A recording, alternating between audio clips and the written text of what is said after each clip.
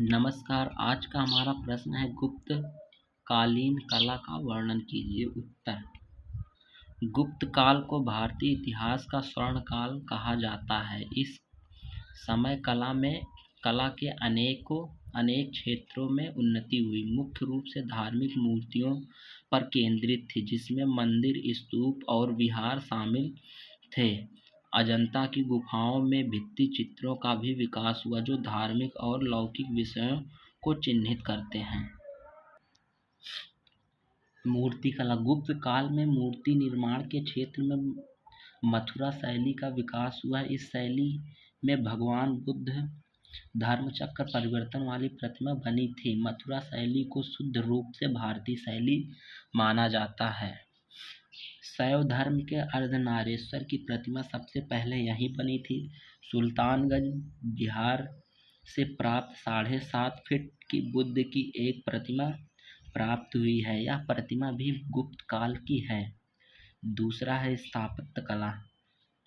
भारत में मंदिर निर्माण की परंपरा सबसे पहले गुप्त काल में ही प्रारंभ हुई थी।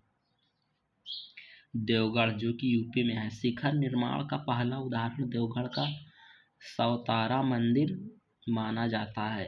भीतर गांव, कानपुर, यूपी में है। यह मंदिर लक्ष्मण मंदिर है।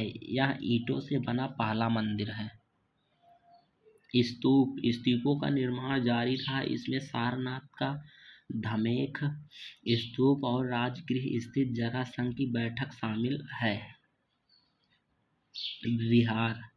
विहार बौद्ध भिक्षुओं के निवास के लिए बनाए जाते थे। इनके अवशेष नालंदा और सारनाथ में मिले हैं। स्तंभ। गुप्तकालीन स्तंभ में कीर्ति स्तंभ, ध्वज स्तंभ, स्मारक स्तंभ और अशोक का इलाहाबाद का स्तंभ शामिल है। चित्रकला। अजंता की गुफाओं में भित्ति चित्रों में बुद्ध के जीवन के दृश्यों और जातक कथाओं को दर्शाया गया है। धार्मिक और लौकिक विषय।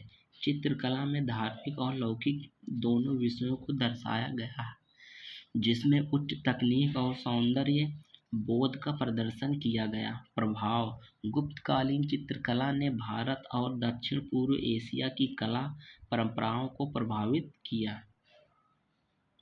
इसका निष्कर्ष देखेंगे। गुप्तकालीन कला भारतीय कला का एक महत्वपूर्ण हिस्सा है, जो उस समय के कला, विज्ञान, संस्कृति और धर्म में हुई प्रगति को दर्शाती है। यह काल भारतीय कला के स्वर्ण युग के नाम से जाना जाता है, जिसमें मूर्तिकला, स्थापत्य कला और चित्रकला में उत्कृष्ट कृतियों का निर्माण हुआ।